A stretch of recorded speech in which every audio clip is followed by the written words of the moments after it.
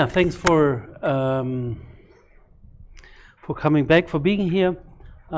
Just an announcement for tomorrow, because I feel there are a lot of questions about the last 2 days.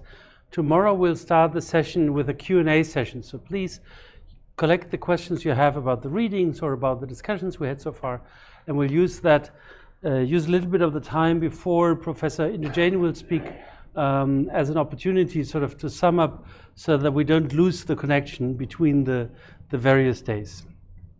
Today we're going to talk about political theater, and I will start with a brief introduction from the German perspective that I think will provide context and starting points for Bishnupriya's argumentation later.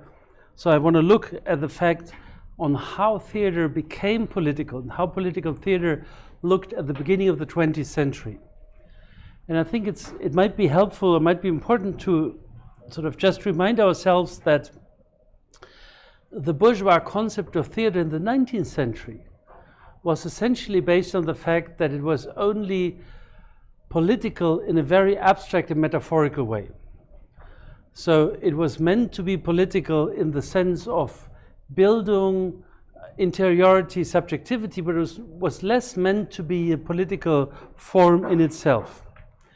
As an example for this ambivalence, I have brought you images from production by Max Reinhardt in the year 1911, when Reinhardt was staging King Oedipus in 1910 in a Berlin circus space.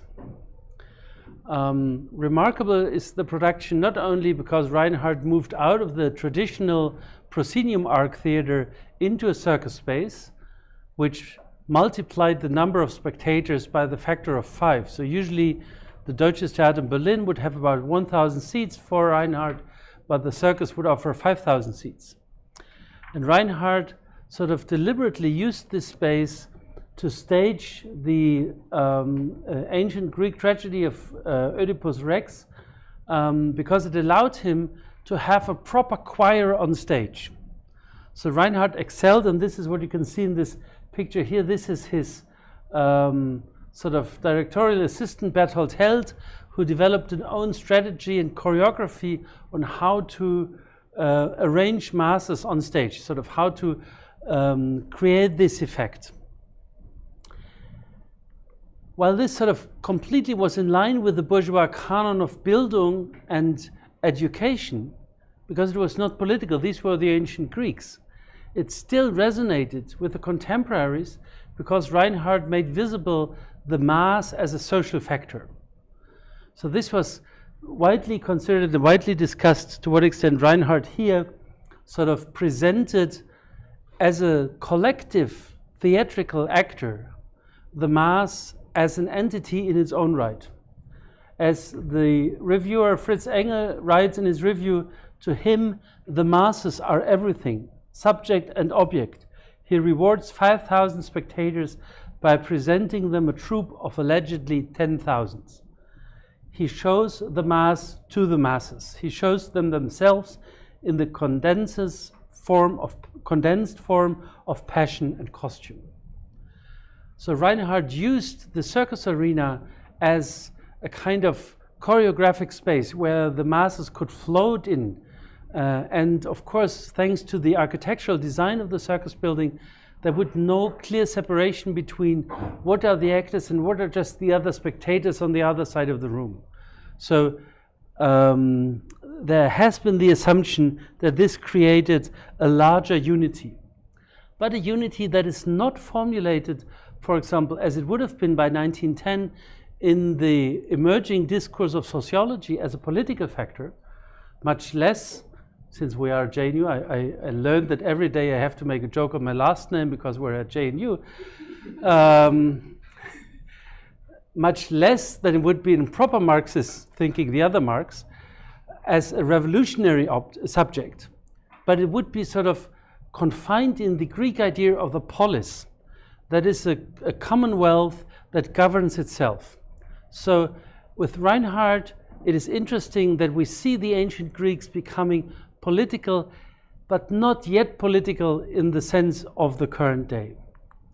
There's a much quoted picture by Ermin Orlik that sort of almost every textbook on European theater history prints, because it is copyright free, to depict this production. And it seems to depict this ancient logic sort of the Greek temple. Here you see the speaking choir of the elder, and here you see the masses arriving. But actually, since we hold the original of this painting in our collection, I would like to draw your attention to a detail that is very often overlooked, because Orlik sort of makes a comment himself on this depiction of the masses, and these are the very bourgeois spectators we see up front. We see that they do not melt into what Matthias Warstadt calls a theatrical community. They remain bourgeois subjects, distancing themselves from what's happening there. So this is the year 1910. This is a moment in time when the political system of the Kaiserreich is tumbling not only towards the war, but also towards a very substantial internal crisis. Something the historian Fritz Stern has written a lot about, the crisis that the Wilhelminian court sort of distanced itself so much from the latest development of modernization of modern society that it really became an anachronism in itself. And this distance sort of grew wider and wider, and it was part of the crisis that played very immediately into the development of theater, because many of those elites who felt cut out sort of saw the theater as a space to articulate themselves. And Max Reinhardt, for sure, is one of the protagonists that feeds in this development. But after World War I and the, let's say, abrupt abduction of Wilhelm II as Kaiser from Germany, Germany found itself with a democratic constitution, with one of the most liberal constitutions we ever had in German history. But it also found itself in a situation to be a republic, as some historians have dubbed it, a republic without republicans. A republic with a political subject that suddenly had the rights to vote, the rights to express themselves, but still had not really embraced the idea of a democratic system to articulate themselves. And this is when we see the emergence of political theater in the narrower sense of the word, through a couple of key protagonists. I will not speak about Brecht when Bishnupriya is in the room, because this is what she will do, but I'll speak about Leopold Jessner and Erwin Piscator. So Leopold Jessner was an interesting person. He was a director. He had headed theaters in Hamburg and in Königsberg.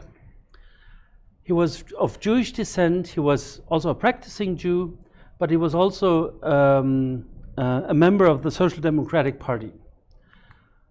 And he was appointed head of the Staatstheater Berlin, which was the former Prussian court theater in the heart of Berlin, in this beautiful Schinkel building that sort of epitomized everything that the 19th century representative culture had developed.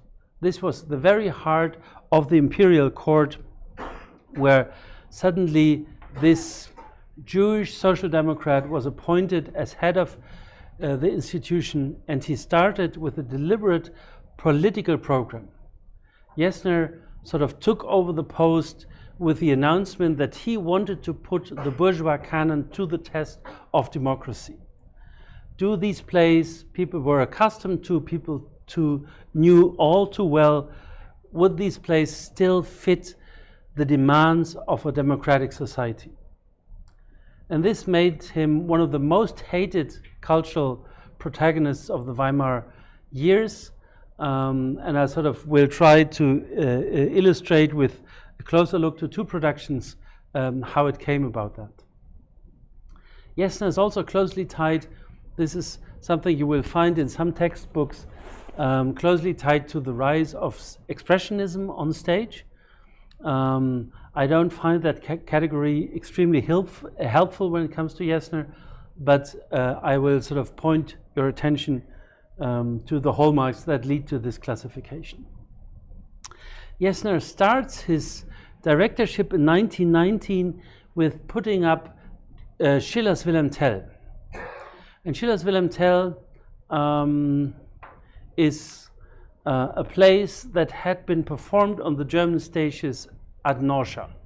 Everyone knew Schiller's Wilhelm Tell, not only the story, but many of the lines as proverbs by heart.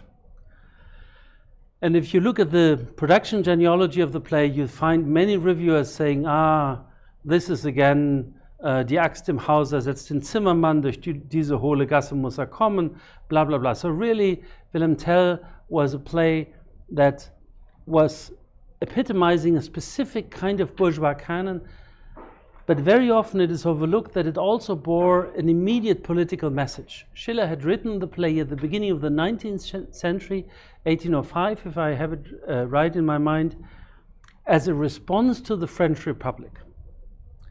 Because Schiller had welcomed the French Revolution. Schiller had welcomed the revolution in the first place, but was increasingly taken aback by the violence of the 1790s.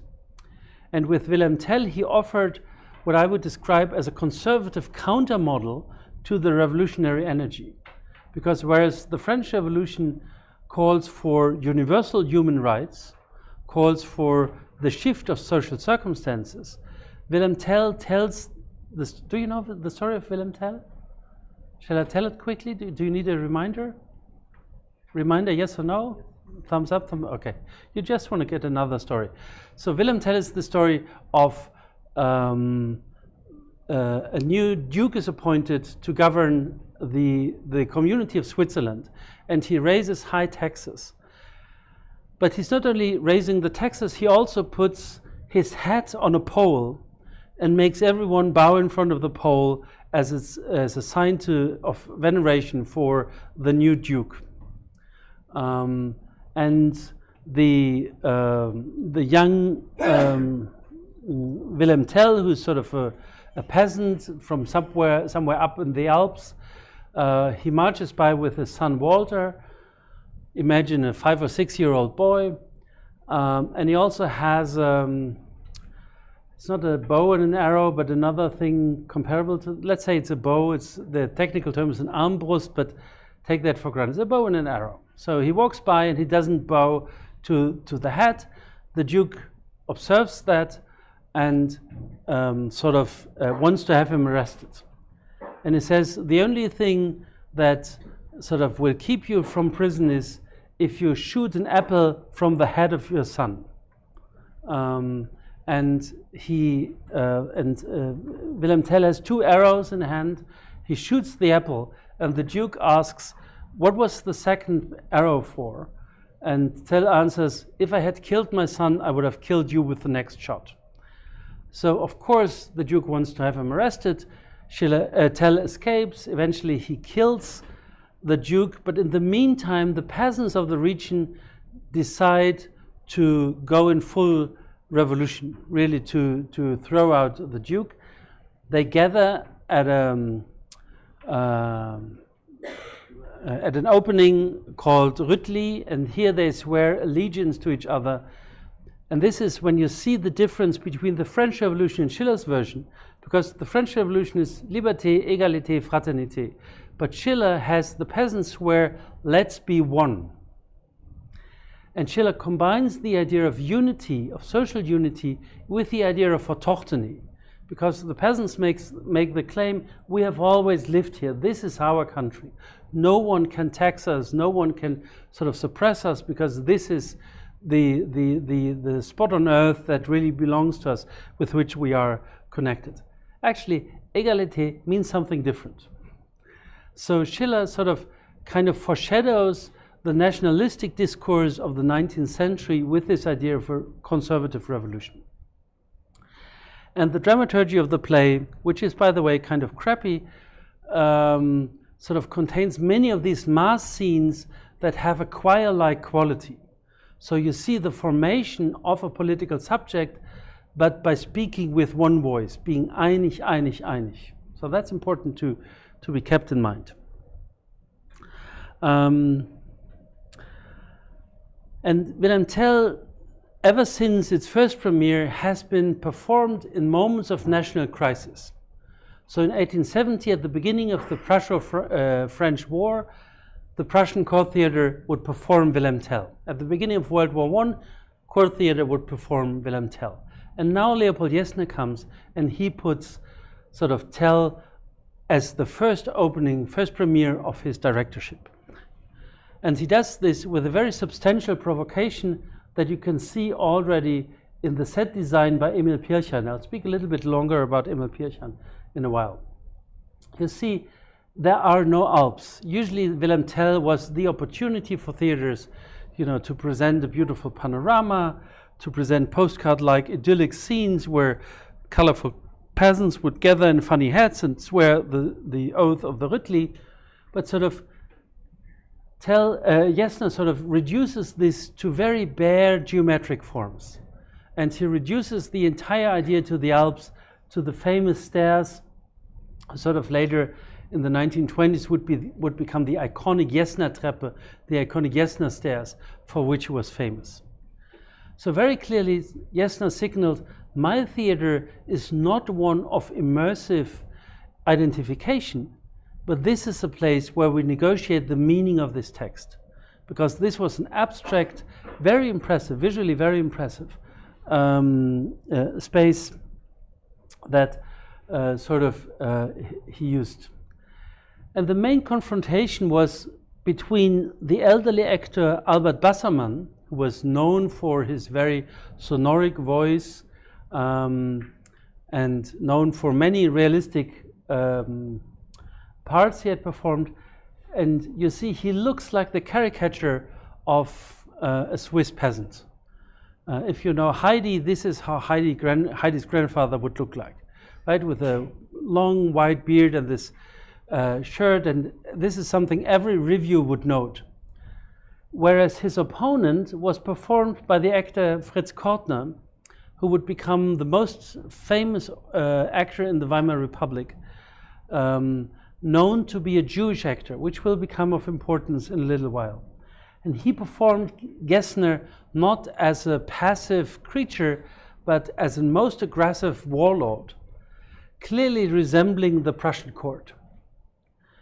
And the opening night was one of the most symptomatic events of the Weimar Republic theater, because conservative circles had arranged for tumultuous behavior. They wanted to sort of stop the premiere from happening.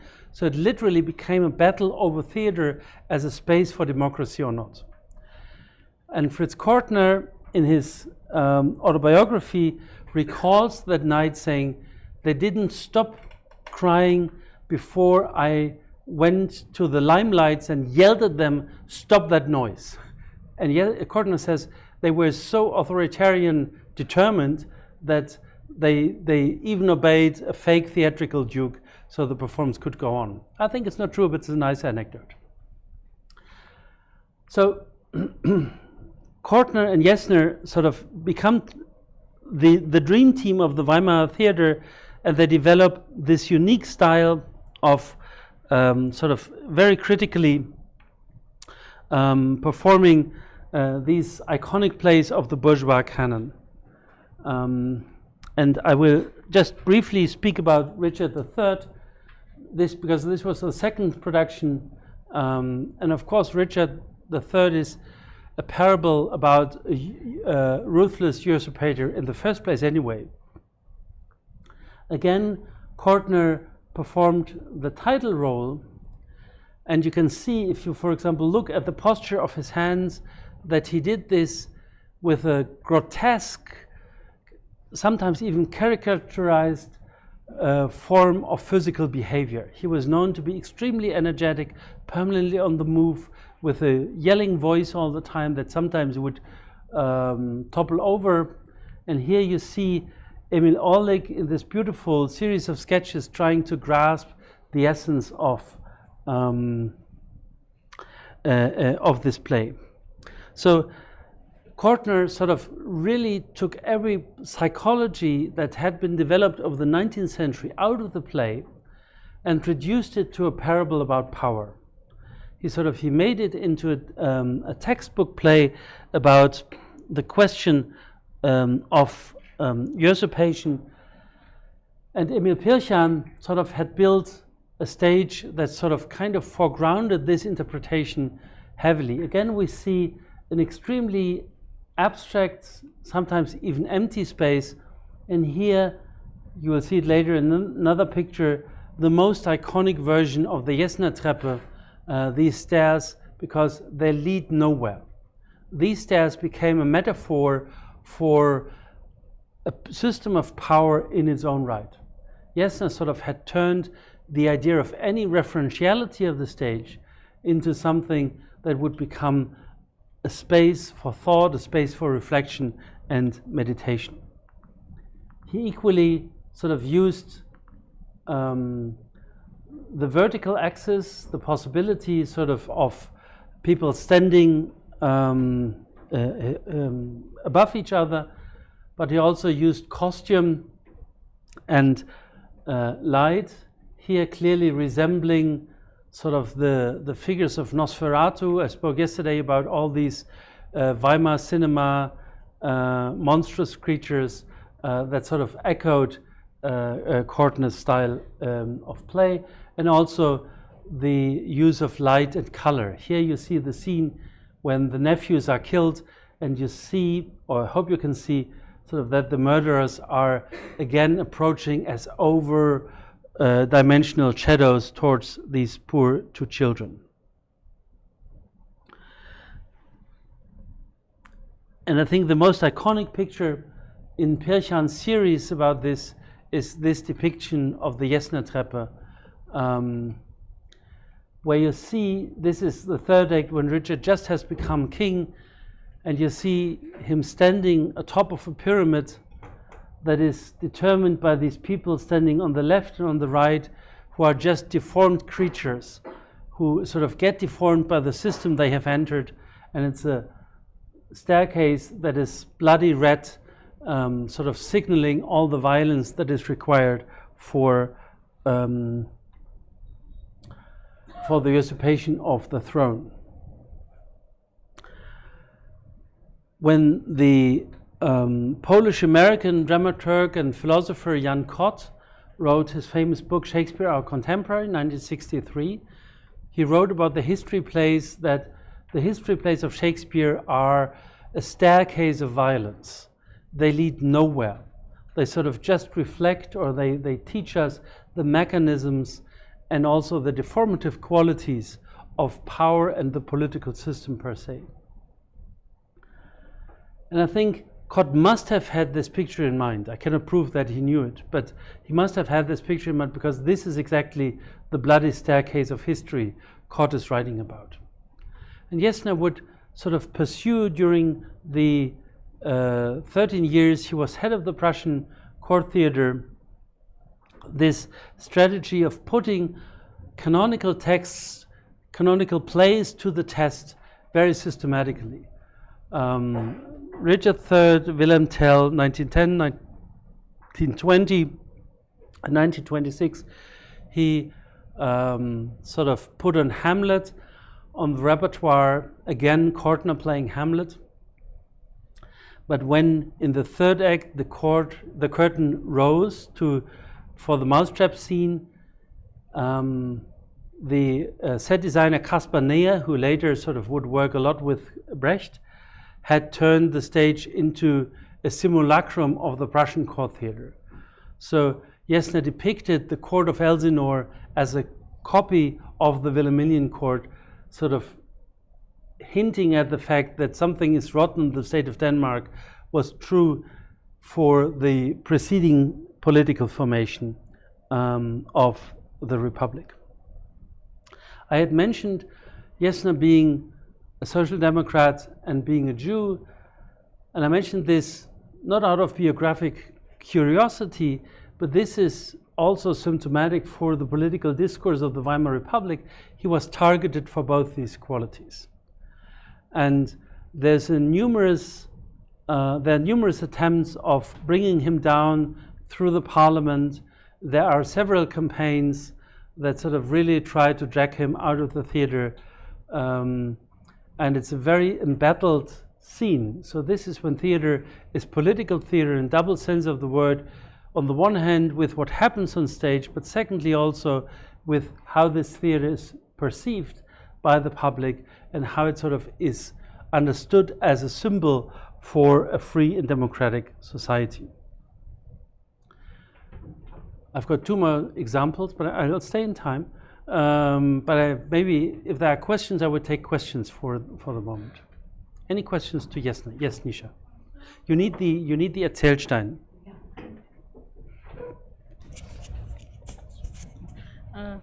Is it on?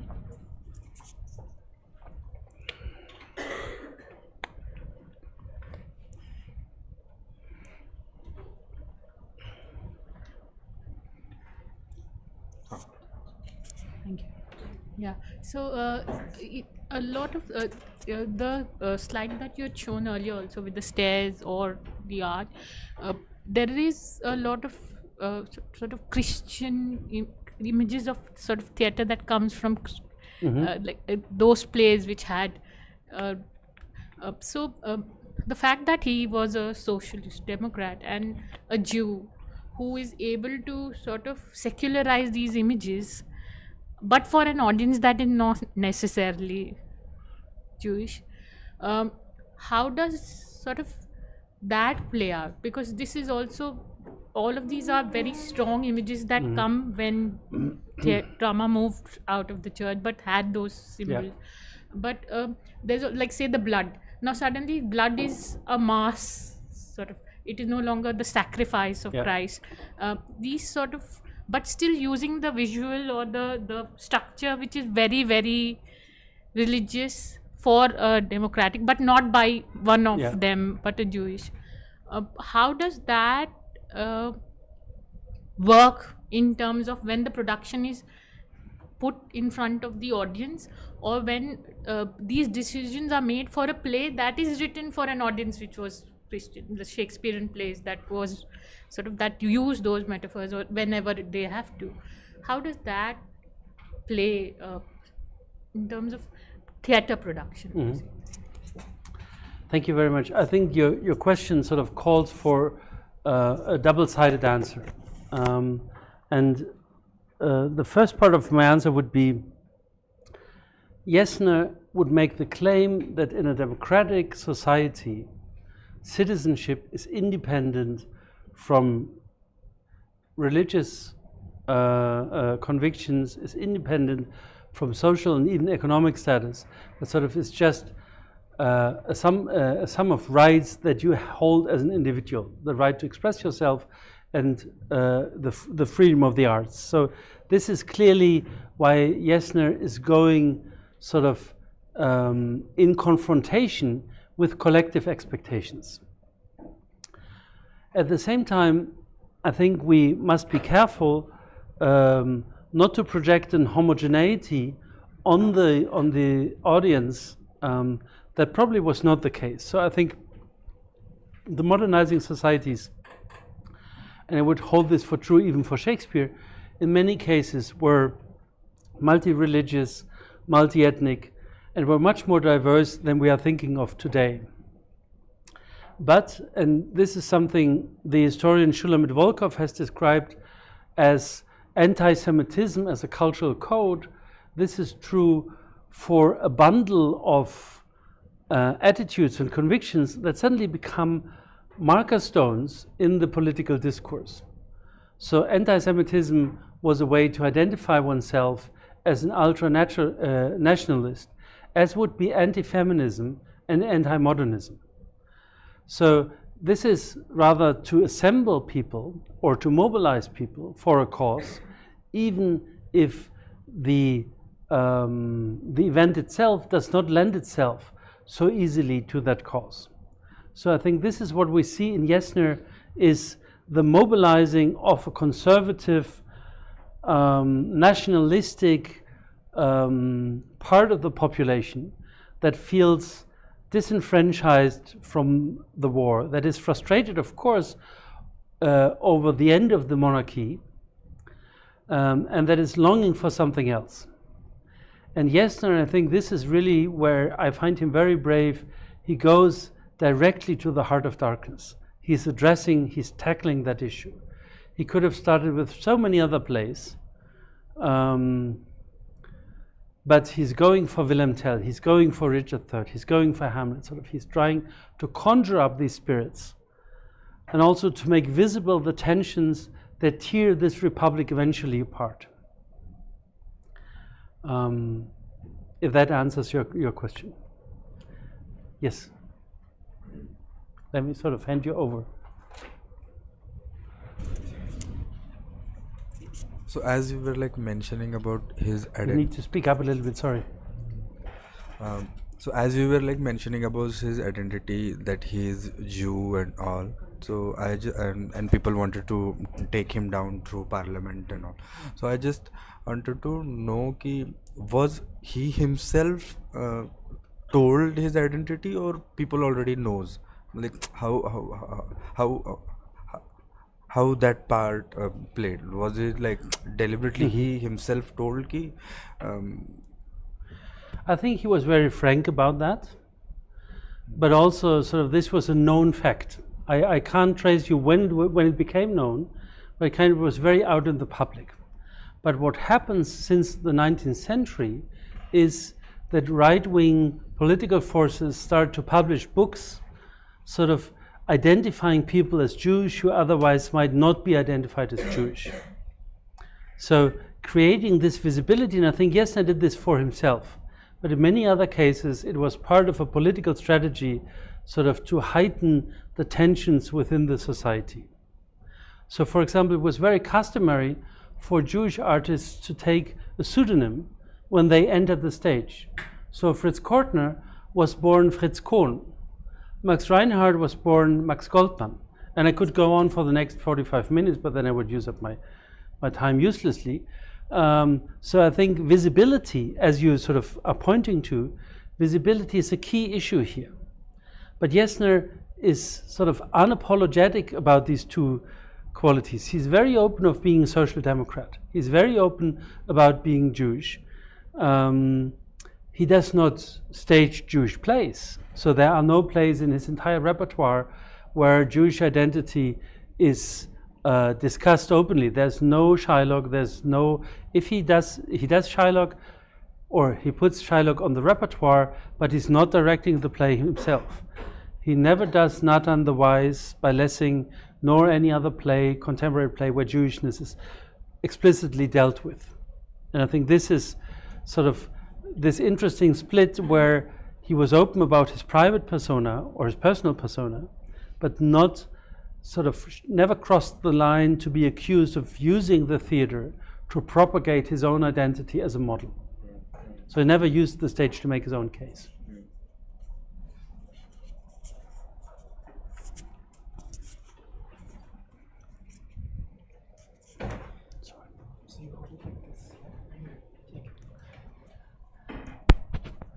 Which way do you... I'm sorry if this is a redundant question, but so a lot of Jesner's plays, whether especially the ones that you spoke of, explicitly Richard III and Wilhelm Tell, I'm curious to know where these plays were performed. So were they performed exclusively in the cultural centers of the Weimar Republic? And if that was the case, then did they have any ripple effects in other parts, for instance, the German countryside and so on? Mm-hmm. Thank you. That's a very good. That's a very good question, because it reminds us of the fact of the cultural and social geography. Of course, this is happening in Berlin, in the center of the Wilhelminian power apparatus, and so this is also why this genius loci might have been particularly strong. What Jesner conjured was really the full resistance of the former political elite. The plays themselves, of course, were performed all over Germany, and they were very well known. They were read in gymnasiums, so basically everyone who had a secondary school education sort of would have read Wilhelm Tell at one point or another. What is remarkable how broadly noted this production of Wilhelm Tell is in the German press. So this production was only shown in Berlin, but it was noted really throughout the entire German-speaking sphere. And I think that sort of is the ambivalence. Other sites in Germany sort of have other forms of democratization, but sort of Jesner is only happening in Berlin. Okay, let me sort of come to my second example, and this is a director you probably have encountered at some point or another, Erwin Piscator, sort of known for his political productions. While Jesner was a member of the Social Democratic Party, Piscator was a member of the Communist Party. And one of the reasons sort of that really weakened the political system of the Weimar Republic is that the leftist parties battled themselves to the point of inefficiency in a very impressive way. So Piscator started his career at Jesner's Staatstheater with a couple of productions, but then sort of moved out, found his own theater, and performed also a lot of agitprop productions, sort of explicitly advertising the politics of the Communist Party and deliberately doing so. In 1926, he does another play of Schiller, so I stay with Schiller here, and that is The Robbers. And he, for The Robbers, he has a set design that he commissions from Traugott Müller. And Traugott Müller sort of creates a scene where the Duke's palace sort of is resembling a ship and a tower in the center of the stage. And the forest where the robbers are gathering and sort of becoming robbers is presented as a simultaneous stage happening at the same time. So there's a couple of scenes where sort of the protagonists are on the one hand in the castle and on the other sort of in the forest, and only the shift of light is indicating the specific scene. But the main impulse of Piscator's production is, and this is a difference, think back of Reinhardt's presentation of the masses as the anti-choir, sort of Piscator presents the robbers as a revolutionary force. He presents them as a revolutionary mass, and he does this with an iconography that in the 1920s would have reminded many, many people, for example, of productions by Eisenstein, movies from the same time. And Piscator did this on purpose to add an additional layer to his production. And one direct link to Eisenstein is the composer Edmund Meisel, who sort of wrote the music for The Robbers. So, and all the critics sort of note that this was a very fast, staccato-like production, governed by jazz rhythm, something some of the more conservative reviewers really took as an offense. So it was rather choreographed and rhythmicized than using the language as a poetic or discursive element. And the music was written by Edmund Meisel, who also had composed the music for Eisenstein's Battleship Potemkin. And if you look back at Traugott Müller's design, you see the resemblance of the Potemkin. And that's not accidental. Sort of this is clearly Piscator trying to put the robbers in the context of the revolutionary vocabulary of his day. I brought you here a caricature that I think very nicely grasps this impression of the robbers, because you see the caricaturist does not try to give a single image to portray the performance, but a couple of scenes happening at the same time, and we have all these symptomatic signifiers for the modernized urban culture. We have the saxophone and even the woman playing the saxophone, indicating jazz music and nightclubs. You have these very iconic car scenes of revolutionary troops with a machine gun on a truck. So Piscator, and this is something that conservative and also bourgeois critics really blamed him for, he turned the entire dramaturgical logic of the robbers from the individual conflict to the question about the masses as a political force. He conceived of the robbers as a group of revolutionaries who eventually get misled by political leaders sort of who don't get over their personal causes. One can easily see why this doesn't work fully, because Schiller really is interested in individuals, and Piscator was not sort of radical enough to cut it down to pieces to use it for that. But clearly the mission transpired to the audience, and the robbers in 26, as well as Jesner's Hamlet in 26, caused probably the most serious attempt in the Prussian parliament to bring down Jesner as head of the Prussian State Theatre. And if you look into the motions brought into parliament, it says we need to protect the German Kulturgut, the German culture, the treasures of German culture, from these artists who sort of have no sense of national pride or commonwealth.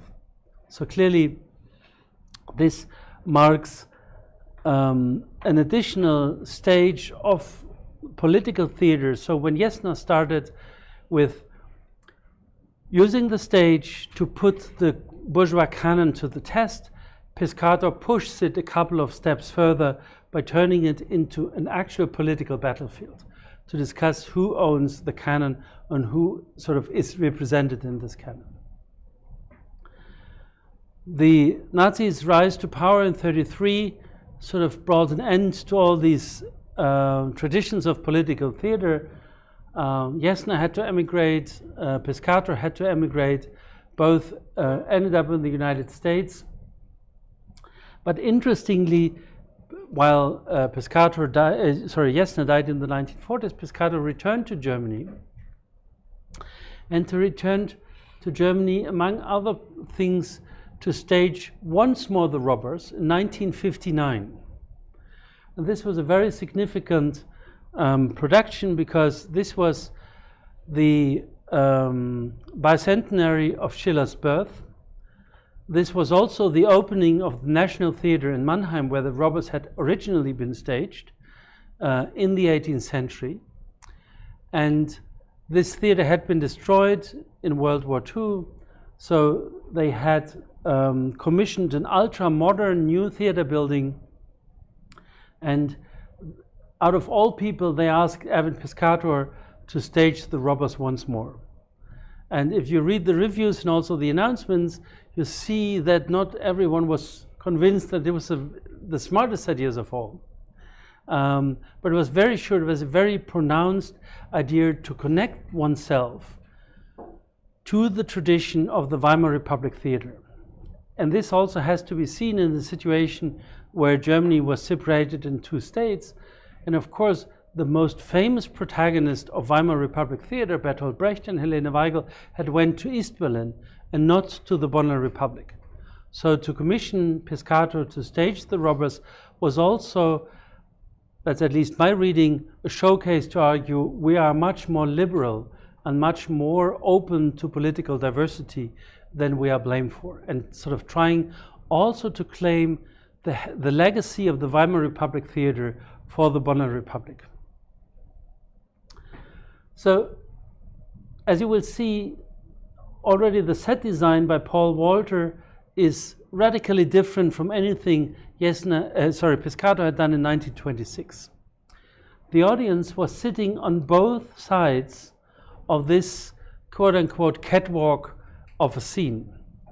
And this was one of the hyper-modern possibilities of the Mannheimer National Theatre, sort of that you could sort of really create any spatial arrangement that you wished for. You could have a confrontation, but you also could have the stage as an arena stage, or here as a catwalk in the middle of the auditorium, and they even had movable chairs, something the critics in 1959 don't get their heads around.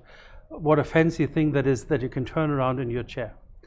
So Jesner, sorry, I beg your pardon, Piscator sort of staged the robbers in a very open scenery that does not have any pictorial or visual resemblance of the places the play is situated in, but rather it's as if in a laboratory, merely sort of indicating here by the candelabra, this is the castle, and by the wooden structure, this is the forest. And within these two poles, the play sort of ebbs back and forth.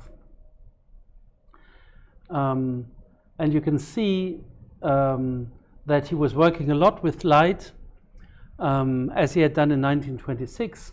But here, Piscator completely focused on the question of the individual development. The individual fate of the very characters were at the core of this production. And the reviews, sort of fully in the spirit of 1959, thanked him for that. Here is a review from the Neueste Nachrichten aus Karlsruhe, and here it says, we have to be very grateful to Piscator that he, in this case, contrary to his earlier attitude, made himself to the serving interpreter of the poet. So whereas Piscator was known for his radical reinterpretation, this claiming to be eye to eye as a director to the poet, here he sort of had succumbed to the primacy of the poetical word, at least according to the professional spectators, the reviewers. Piscator had just returned from his exile in New York, and this is something I don't have any written record about, but I'll share this anecdote with you because I think it's revealing. He was a very abstract and competent theoretical thinker. Actors were much less enthusiastic about abstract interpretations than what one could imagine. So the rehearsals must have been a disaster. Because whatever Piscator explained how they should do it and what he expected from them, the less did the actors understand, or the more they were confused. So it took an interpreter and go-between between Piscator and the actors, who saved the plays from catastrophe. At least this is what the interpreter of himself claims, and this interpreter and assistant was no one else but Hans-Günther Heime, who later on would become one of the most famous protagonists of the political theater in West Germany. And Hans-Günther Heime sort of started his career, and this is how he describes it himself in a longish biographical interview. He says, I was trained in the spirit of the Weimar Republic because I worked in the first years with Piscator. Soon Heime left Piscator behind and rose through the ranks of the German theater. And at a very young age, at the end of his 1920s, he became head of the dramatic playhouse in Wiesbaden. And here he staged a very remarkable production of Schiller's Wilhelm Tell. So we return once more to Wilhelm Tell. And you see that Heime, as had done Jesner years before, refused to show anything that resembled the Alps, even at a far distance. But even more radical than Jesner still had, abstract versions that you could read as a metaphor for a mountain. Heime only had this artificial staircase where the actors were climbing up and down all the time. But what was most confusing for the spectators in this 1968 production, we'll see the date on one of the other slides, was how he staged the scene at the Rüttli.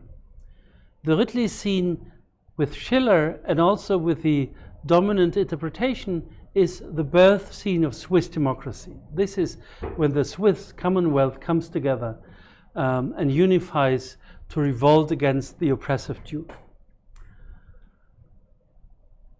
Jaime staged it in this kind of weird choreography where the assembly is led by this almost hysterical political leader who sort of had clear resonances with the recent German past.